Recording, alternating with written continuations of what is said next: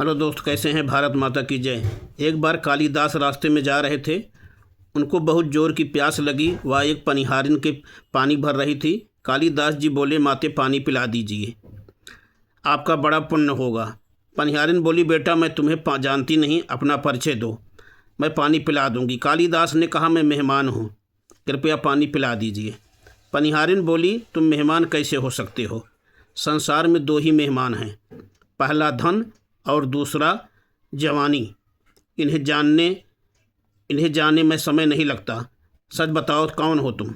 इस जवाब से पराजित तुलसीदास जी आश्चर्यचकित रह गए। कालिदास बोले, मैं सहनशील हूँ, तब आप पानी पिला दीजिए। पनिहारिन ने कहा, नहीं, सहनशील नहीं, सहनशील दो ही हो सकते हैं। पहली धरती, जो पापी पुण्य आत्मा से बड़ा बोझ साती है, उसकी छाती चीर कर बीज बो देने से अनाज के भंडार देती है। दूसरे पेड़, जिनका पत्थर मारो फिर भी मीठे फल देते हैं। तुम सहनशील नहीं हो सकते, बताओ तुम कौन हो? कालिदास मूर्छा की स्थिति में आ गए और तर्क वितर्क से झूठ झल्ला उठे। कालिदास बोले, मैं हठी हूँ। पनिहारिन बोली, फिर से झूठ बोल रहे हो। हठी तो दो ही हैं, पहला नाखून और दूसरे केस, कितना भी काटो बार बार निकल आते हैं। सच कहो, कौन हो तुम? कालिदास अपने आप को अपमानित और पराजित हो चुके थे।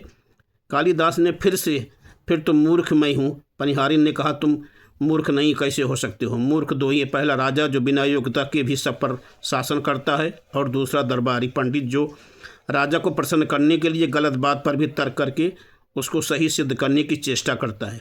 यह बात सुनने के बाद कालिदास कुछ बोल न सका और वह इस स्थिति में वृद्ध महिला पनिहारिन के पैर पर गिर पड़े और पानी पीने की याचना में गिड़गिड़ाने लगे। वृद्ध महिला ने कहा, उठो वत्स। आवाज़ सुनकर कालिदास ने ऊपर देखा तो साक्षात माता सरस्वती वहाँ खड़ी थी। कालिदास पुनः नतमस्तक हो गए। माँ ने कहा, शिक्षा से ज्ञान आता है, न कि अहंकार से।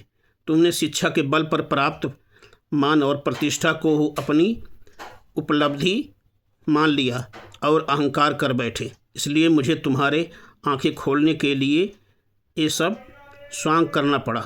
कालिदास को अपनी बात समझ में आ गई और भरपेट पानी पीकर वह आगे चल पड़े। इसलिए कहते हैं, विद्वता पर कभी घमंड न करें, घमंड विद्वता को नष्ट कर देता है। दो चीज़ों को कभी व्यर्थ नहीं जाना देना चाहिए, अन्न के कण और आनंद के क्षण। घमंड किस बात की करते हो? आप निर्वस्त्र आए थे और निर्वस्त्र ही जाएंगे। आप कमज़ोर बनकर आए थे और कमज़ोर बनकर ही जाएंगे। आप बिना धन संपदा के आए थे और इसके बिना ही जाएंगे। आपका पहला स्नान भी आपने स्वयं नहीं किया और आपका अंतिम स्नान भी आप स्वयं नहीं कर पाएंगे। यही सच्चाई है। फिर किस बात की इतना घमंड, और फिर किस बात की इतनी दुर्भावना, किस बात की इतनी खुदगर्जी? इस धरती पर हमारे लिए बहुत ही सीमित समय है और हम मृत्यहीन बातों में और हम मूल्यहीन बातों में बर्बाद कर रहे हैं। इसलिए अभी से प्रभु की आराधना में लग जाइए।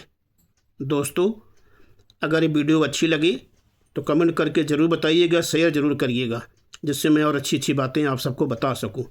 इसलिए कहता हूं, हमेशा के लिए जब भी हो किसी का बुरा मत सोचो, अच्छा ही सोचोगे।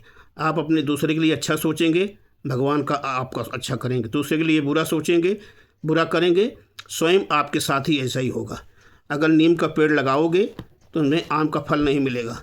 इसलिए अगर वीडियो अच्छी लगे तो शेयर ज़रूर करिएगा। भारत माता की जय।